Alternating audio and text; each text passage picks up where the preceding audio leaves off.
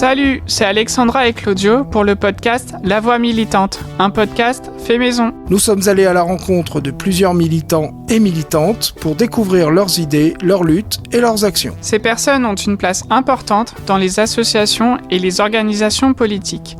Quels sont leurs parcours et comment leur militantisme se matérialise? Nous allons essayer avec eux de répondre à toutes ces questions.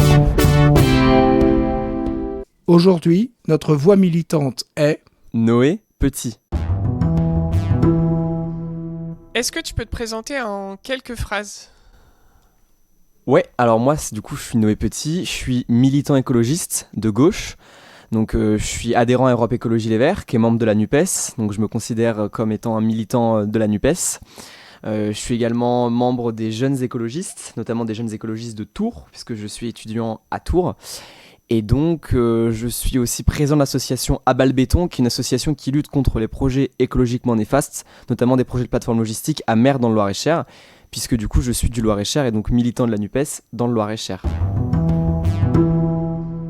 Tu nous as parlé de plusieurs combats militants, donc que tu fais partie de ELV, qui fait partie de la NUPES, de ton association Abal Béton.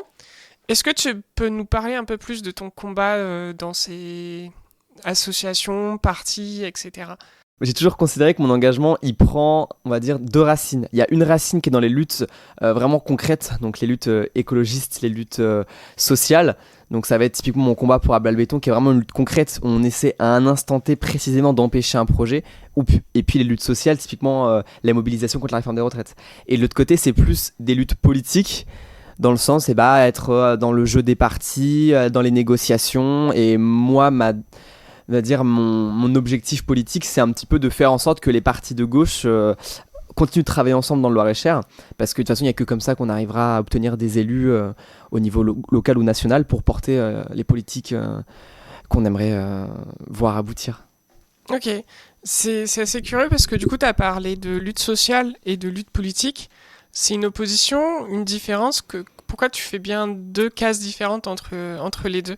Je fais bien deux cases différentes parce que les luttes politiques, c'est porter ces luttes sociales et ces luttes écologistes au pouvoir, en fait. Mais je pense que c'est deux choses différentes. Je pense que quand je vais militer avec la CGT, etc., quand je participe à une assemblée générale de la CGT, franchement, je pense pas à mon étiquette politique à ce moment-là, parce que sinon, ce serait une sorte d'opportunisme de profiter d'une lutte sociale pour en fait se mettre en avant politiquement. Et comme dans tous les cas, je suis étiqueté, je suis obligé dans ma tête et clairement de bien mettre la bonne casquette au bon moment, parce que je vais pas me dire tant pis, je vais pas aller avec la CGT parce que sinon ils vont dire récupération parce que je fais de la politique. Donc c'est pour ça que j'essaie de bien différencier les choses. Parce que j'ai plusieurs casquettes et j'aime bien quand c'est un peu clair. Du coup, tu nous as parlé d'étiquette, de politique. Et est-ce que c'est deux choses ensemble pour toi ou pas du tout? Enfin, c'est toujours une sorte d'opposition, de différence que tu fais entre deux éléments. Est-ce que tu peux reposer ta question? Ouais. En fait, au début, on partait du coup sur le fait de lutte sociale et lutte politique. Et après, du coup, t'as dit, tu veux pas être étiqueté, par exemple, quand tu vas dans une assemblée de la CGT. Mais est-ce que ça reste politique, ce genre d'action? Ah, mais tout est politique de toute façon. Absolument tout est politique. Quand je fais le choix de ce que je mange, quand je fais le choix de comment je me déplace, c'est politique.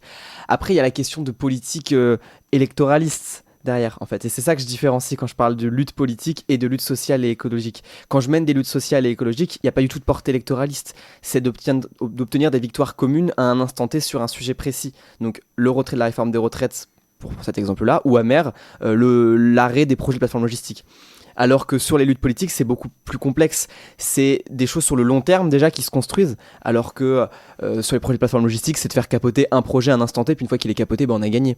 Les luttes politiques, c'est pas ça. C'est plutôt sur le long terme, comment on va construire une alternative politique à un endroit, avec qui, par quels moyens on y arrive, et comment petit à petit on va les convaincre, on va les s'implanter sur un territoire pour un jour obtenir une victoire. Et ça, je pense que je le différencie en fait. C'est l'aspect électoraliste en fait. C'est presque la lutte électoraliste que je devrais dire, mais ça veut un peu rien dire. Donc c'est pour ça que je différencie lutte politique et les autres formes de lutte que je mène. D'accord, ok. C'est un peu plus clair du coup pour. Je m'en rends compte aussi en te le disant. En fait, comment t'en es arrivé à militer, c'est-à-dire à avoir ton association et à faire ces luttes plus politiques. Et Alors, je me moque souvent de mon entourage quand je dis ça, parce qu'en fait, c'est que depuis tout petit, je baigne dedans. Donc, c'est-à-dire que, alors c'est assez complexe, mais c'est que je baigne dedans, puisque c'est le sujet à tous les repas de famille. Dans ma famille, tout le monde est de gauche, on est à peu près tous sur le même, la même ligne politique. Tous les soirs, on regarde les infos ensemble, on s'embrouille, on rigole, on se dispute, on réagit à l'actualité.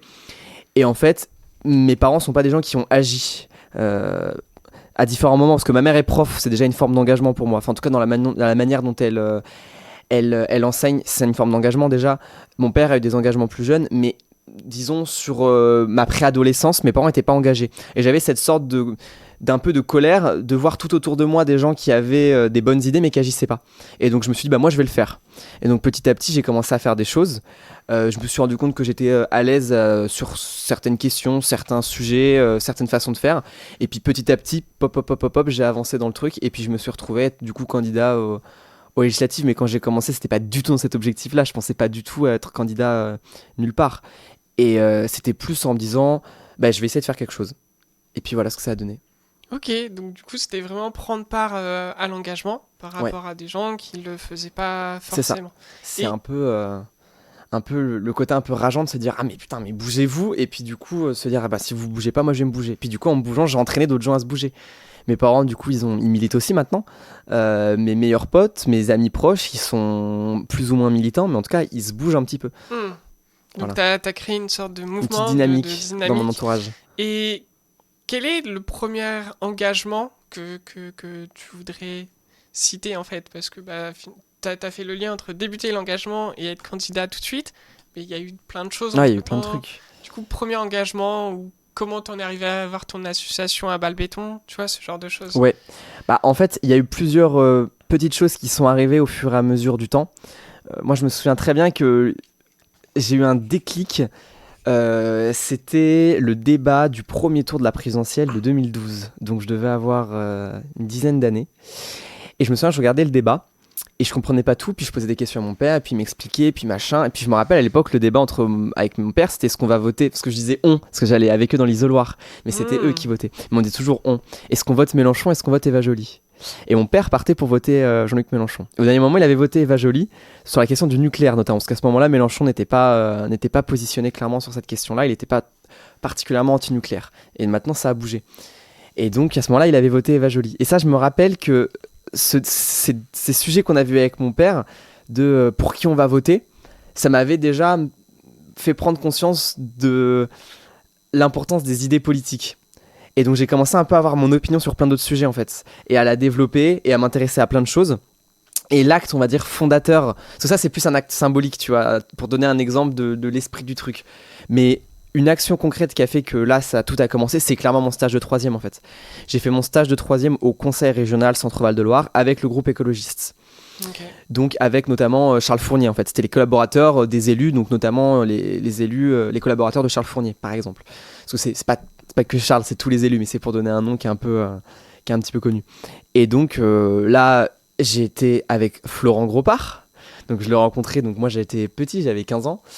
Et donc tu là... peux situer Florent Gropart dans ton podcast. Ouais, mais c'est parce que... Est-ce qu'il sera passé avant moi dans votre émission? Alors ça, on sait pas, mais tu peux juste dire son Ok, titre. parce que Florent Gropart, du coup, c'est un militant écologiste EELV de notre circonscription, et donc qui est assez actif aussi, notamment dans la campagne qu'on a menée aux législatives, et qui est conseiller municipal à Vendôme, et qui est donc aussi co-secrétaire régional d'Europe Écologie Les Verts, entre plein d'autres étiquettes de lutte écolo.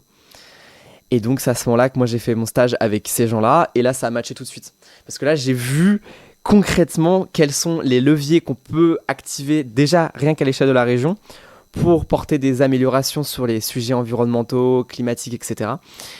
Et cette rage en fait de voir quelles sont les formes de lobby. Alors attention, à l'échelle de la région ça reste incomparable avec le Parlement européen typiquement, mais de voir quels sont tous ces petits éléments perturbateurs qui empêchent des politiques écologiques d'être mises en place. Et là, ça te fout une rage, mais pas possible. Et tu te dis, mais purée, et t'as envie d'y aller et de continuer jusqu'à ce que ces politiques soient mises en place. Et donc, mais c'est toujours un petit peu ça, c'est toujours un peu cette rage, mais c'est pas une rage négative où on se dit on va tout péter, on va tout brûler. C'est une rage de dire putain ça bouge pas, on va tout faire pour que ça bouge. Et donc c'est comme ça que je me suis engagé, c'est comme ça que je me suis intéressé aux choses, et puis c'est comme ça qu'on en est arrivé là, quoi. Ok. Et du coup, entre-temps, t'as aussi parlé de ton association Ouais. à Balbéton. Comment ça en est arrivé à... Parce que jusque-là, c'est cohérent de dire ton stage, écologie, et après cette lutte d'association de béton. Mais comment t'en es arrivé à dire je vais faire une asso, ou quelqu'un d'autre t'a amené à faire ça? En fait, ce qui s'est passé, c'est que moi j'ai participé au municipal à Mer. Et donc à ce titre-là, je m'occupais un petit peu de la com du candidat de la liste citoyenne, donc qui était étiquetée plutôt d'hiver gauche, mais qui était une liste citoyenne qui se revendiquait pas forcément de gauche officiellement.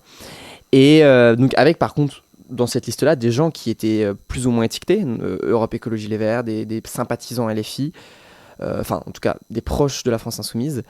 Donc moi j'ai milité, j'ai fait campagne pour ce monsieur. Et donc les premières années de son mandat, ça s'est super bien passé, on a mis plein de choses en place ensemble. Donc conseil municipal des jeunes, auquel j'ai un petit peu participé à la construction du truc, et puis après ça s'est lancé. Sans être élu, hein. C'est juste qu'en gros on a été élu, donc ça c'était, je dis on, mais moi j'étais pas sur la liste, parce que j'étais mineur, donc j'étais sympathisant et j'ai aidé à faire campagne, j'étais militant. Et donc ils ont été élus, ils et elles ont été élus, et puis une fois qu'ils ont été élus, on a commencé un petit peu à avoir des groupes de travail sur les points du programme, comment est-ce qu'on met les choses en place, et donc moi j'ai aidé à faire le conseil municipal des jeunes, la journée éco-citoyenne où on fait des ramassages des déchets dans la ville, etc. Et donc tout se passait bien. Et un beau soir, j'étais devant la télé, et là, c'était l'œil du 20h, et ça parlait des plateformes logistiques à Mer. Et ça, c'était déjà un sujet dont on avait conscience, c'était l'impact de la pollution des camions, l'impact de la pollution lumineuse de ces énormes entrepôts logistiques, l'impact, on va dire, le modèle économique que représentent ces plateformes logistiques. Donc là, c'est la quintessence de la mondialisation, quoi. Clairement, c'est pas des créations de richesse, c'est juste toujours plus vite la livraison, donc on va créer plein d'endroits pour faire du stockage pour pouvoir livrer beaucoup plus facilement n'importe qui, et c'est pas de la création de richesse, c'est pas d'une entreprise, c'est vraiment des locales de stockage pour livrer plus vite des produits qui sont pas à l'autre bout du monde. Et donc je découvre ça, et là je vois des nouveaux projets voir le jour, et qui c'est qui présente ces nouveaux projets à Mer? C'est le maire de Mer, donc avec qui j'ai fait campagne et dont j'ai participé à son élection. Et je le vois dans un champ, tout fier de dire, voilà, ici on va construire 3 plateformes logistiques, 44 hectares l'impact du projet, il va y avoir 900 camions pour 400 emplois créés. Et là, moi, je tombe complètement dénu, je me dis, mais c'est quoi ce bordel? Enfin, on s'était quand même mis d'accord sur le fait qu'il fallait donc diversifier l'économie locale, qui était trop tournée sur la logistique, qu'il fallait essayer de réduire les externalités négatives de la zone industrielle. Donc, comme je vous le disais, plateforme pollution lumineuse, pollution des camions. Et donc là, c'est un peu une trahison. Donc au début, je lui envoie des messages, je lui envoie une lettre, je lui dis mais qu'est-ce qui se passe? Et donc je suis convoqué dans son bureau, et puis là il me caresse dans le sens du poil en disant mais tu sais bien, c'est pas moi, c'est ceux avant moi. Donc là je pense que ceux qui ont des luttes très locales à l'échelle municipale savent très bien de quoi je parle, c'est pas nous, c'est ceux d'avant. Et donc nous on récupère les casseroles, on récupère les trucs, les machins. Ah bah d'accord. Puis là il y a un deuxième projet, puis un deuxième, puis en fait au final on se retrouve avec 6 projets de plateforme logistique. Et dans ces 6 projets en tout il y a 8 entrepôts, plus de 80 hectares d'artificialisation, c'est plus de 2000 camions en circulation, et tout ça pour des chiffres d'emploi qui sont même pas clairs et nets, puisque en fait ce sont des promoteurs logisticiens qui s'installent, ensuite qui font louer les cellules, et ensuite les personnes qui louent, eux, créent des emplois. Mais le promoteur de base, il n'est pas capable de dire combien d'emplois il va créer, puisque c'est pas lui qui s'occupe de ça. Lui, oui, juste il construit et il loue. Encore. Donc on se retrouve avec ça, et donc moi je le vis comme une trahison, clairement, et donc là on décide de monter à Balbéton. D'ailleurs, à Balbéton, c'est une référence à la chanson Laisse Béton de Renaud. Parce qu'au début, on cherche un truc en disant attends, faut dire Laisse Béton, le béton, comment on va dire, et puis là, bim, à Balbéton, c'est sorti comme ça. Et donc on a monté le collectif à Balbéton dans le but de sensibiliser les Mérois et les Méroises à la question des plateformes logistiques. Donc du coup, le modèle économique qu'il y a derrière, l'impact écologique, etc. Et social aussi. Et puis, on est rentré en lutte. Et petit à petit, on a pris en expérience militante, politique, juridique, et on a déposé des recours en justice. Et pour l'instant, sur les 6 projets, il y en a 4 qui sont partiellement, provisoirement bloqués par ces recours-là, en attendant un résultat définitif du tribunal. Mais du coup, pour l'instant, tous ces projets-là, ils devraient être là, et ils ne le sont pas pour le moment. Voilà. Donc ça, pour nous, c'est une victoire parce qu'on a empêché l'artificialisation, la destruction de friches agricoles très riches en biodiversité avec des chevreuils, hérons, aigrettes. Il y a aussi donc... comme j'ai déjà dit, il y a aussi des prédateurs, puisqu'on retrouve des fois des petits cadavres, on retrouve des crottes, alors on ne sait pas trop si c'est des renards ou des blaireaux, enfin en tout cas voilà. Il y a une vie animale importante sur le terrain, et donc nous, on veut faire une réserve de biodiversité.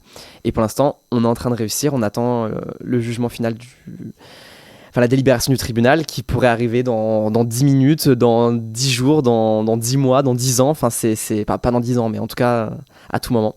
Et ça, c'est une source de stress aussi. Oui, parce que finalement, c'est des projets à temps long, en fait. Enfin, c'est pas des actions très petites où tu t'engages sur du long terme. Ça dépend parce que je pense que ces luttes-là, en fait, elles partent d'un truc très spontané. C'est pas comme les luttes électorales ou politiques. Là, c'est vraiment des trucs où alors attention du terme, hein, je parle dans son origine, l'origine du mot, mais réactionnaire, dans le sens où il y a un truc, bim, on réagit tout de suite. Pas dans le sens réactionnaire, les conservateurs de droite. Hein. Et donc il y a ces projets qui tombent sous notre nez, on essaie de faire quelque chose. Et en fait, au début, on lutte doucement, et puis évidemment ça s'installe sur le long terme, mais c'est parce que c'est la justice qui est un peu longue en fait. Si clairement les élus nous avaient écoutés, ils avaient écouté les 1500 signataires de la pétition, et qu'ils auraient dit bon bah ok, on retire le projet, etc. Voilà, ça aurait pu changer très rapidement. D'ailleurs, il y a des luttes qui sont gagnées hyper rapidement, hein, comme ça, le projet, le golfe des Pomereaux, quoi que non, je me trompe, parce qu'il y a eu quand même, il est arrivé une fois, une deuxième fois, une troisième fois, mais disons, le dernier volet du golfe des Pomereaux, qui était un énorme golfe de 400 hectares qui devait se faire à côté de Saint-Laurent-des-Eaux. Donc, et ben en fait, le préfet finalement a déposé son veto, c'est-à-dire qu'il a dit bon bah non au projet, donc le projet n'a pas vu le jour. Et donc c'était très spontané en fait. Alors que ça aurait pu prendre des années s'il avait dit oui, qu'on avait attaqué en justice, que l'association de là-bas avait déposé des recours. Là c'est sûr, on serait parti sur une lutte de plus de 5 ans. Donc ça dépend. En fait, souvent c'est une réaction de départ qui est très spontanée, mais ça peut prendre du temps en effet. Et souvent, tu as parlé de « on » quand tu parles de l'association. Du coup, j'imagine vous êtes plusieurs dans l'association. Combien vous êtes? Combien de temps, toi, ça te prend de militer pour cette association? Alors, dans l'association à Balbéton, elle a été créée donc, il y a 2 ans, donc en mai 2021. Elle est officiellement association loi 1901 depuis à peu près 1 an et demi, puisque c'est depuis novembre 2021. Et donc actuellement, on est plus de 70 adhérents et adhérentes. Beaucoup de mérois, méroises, mais aussi pas mal de gens des villages aux alentours, parce que notre action elle est un petit peu élargie plutôt à la communauté de communes. Donc il y a pas mal de gens qui habitent dans les villages aux alentours, et avec, on va dire, une dizaine de militantes et militants actifs, où je pense, c'est tous les jours à Balbéton. Tous les jours, il y a un truc à faire. Et moi, ça me prend un temps assez énorme, hein, franchement, la présidence de l'association, parce qu'il y a tout l'aspect... il y a tout. Enfin, moi j'adore, hein. Franchement c'est un truc où je suis extrêmement épanoui parce qu'il y a tout le côté administratif, donc la gestion des mails, on cale les rendez-vous avec les autres luttes, parce que à Balbéton est aussi membre de la coordination des luttes locales centres, qui est une coordination de lutte à l'échelle de la région, où on lutte contre différents projets écologiquement néfastes, donc des plateformes logistiques, des projets autoroutiers, des projets de déboisement, etc. Et donc la coordination avec ces luttes là, les échanges de mails, l'aspect budgétaire, donc ça, tout le côté un peu administratif, j'adore ça. Et j'adore aussi l'aspect militant très bourrin. On va aller mettre une banderole, coller des affiches, distribuer des tracts. Ce qui prend beaucoup de temps, c'est le porte-à-porte, parce qu'on essaie d'aller voir un peu tout le monde en porte-à-porte. On en a fait énormément. Et avec, contrairement à ce qu'on peut croire, des retours extrêmement positifs. En fait, on se rend compte que quand on va discuter avec les gens, il y a énormément de gens qui sont d'accord avec nous, même une grande majorité. Là, j'avais compté, et c'est vrai, je le dis très honnêtement, il y avait plus de 90% des gens qui étaient d'accord avec nous. Franchement, c'était moins d'une porte sur 10 où les gens nous disaient ah non, allez voir ailleurs, etc. Tous les gens nous ont accueillis, et certains vraiment avec les bras grands ouverts en disant bah oui, bien sûr, à Balbéton, bah attendez, venez boire un coup, venez boire l'apéro, on va discuter, etc. Et en fait, si on va parler avec les gens, on peut en convaincre plein. Et donc, on fait beaucoup de porte-à-porte. Et tu dis du coup convaincre, parce que tu dis il y en a ils vous accueillent chaleureusement, mais il y en a aussi ils changent peut-être d'avis pendant que vous allez les voir. Je pense que faut savoir un truc qui est primordial, c'est que vraiment quand on a commencé à lutter il y a 2 ans, c'était un cauchemar.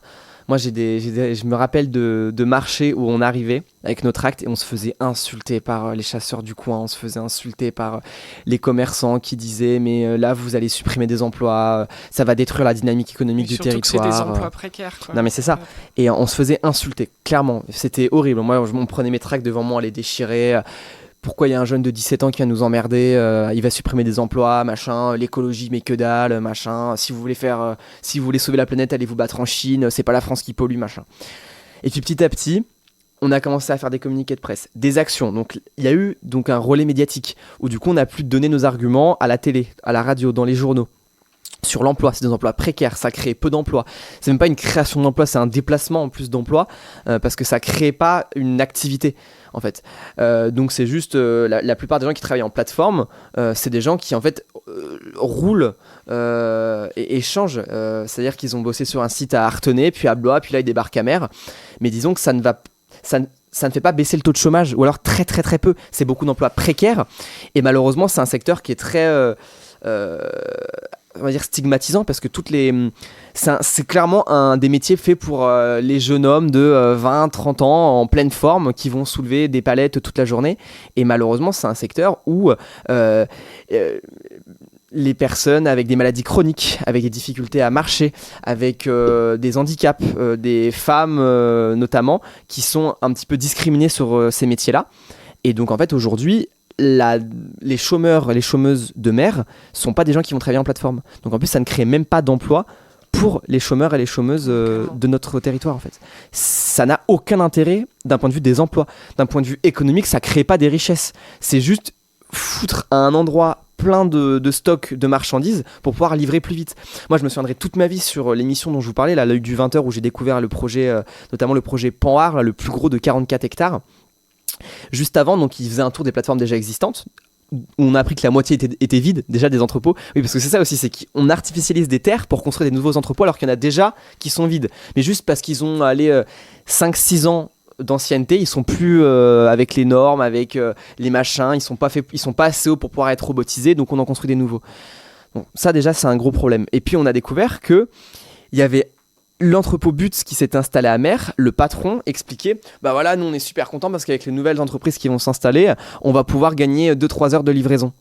Donc là, je me dis, putain, mais on va artificialiser des dizaines et des dizaines d'hectares pour gagner 3 heures de livraison sur des trucs qu'on commande en ligne, quoi.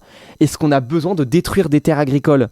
Est-ce qu'on a besoin de détruire des friches riches en biodiversité, d'une biodiversité qui est en train de disparaître, hein ? On rappelle, dans notre région, 40% des oiseaux sont en voie d'extinction. 30% des mammifères, des amphibiens, des odonates. C'est-à-dire qu'on a vraiment une biodiversité qui est en train de s'effondrer. Et nous, on se dit, mais on s'en fout parce qu'on veut ce qu'on commande en ligne, l'avoir en 2 heures plus vite. Je pense pas. Et quand on va expliquer ça aux gens, ils sont complètement d'accord avec nous en fait. Et donc on a réussi à sensibiliser les gens, à mettre une pression politique. Donc les élus font beaucoup moins les malins, hein, avec leur projet de plateforme logistique, disons qu'ils crient plus sur tous les toits, on va créer plein d'emplois, c'est super. Et puis on a réussi à bloquer partiellement les projets. Donc je m'enjaille pas trop parce que pour l'instant c'est juste bloqué parce que les recours ont été déposés et que les promoteurs ne commencent pas les travaux en attendant que la justice n'ait pas donné son feu vert. Merci pour votre écoute et nous retrouvons notre voix militante au prochain épisode.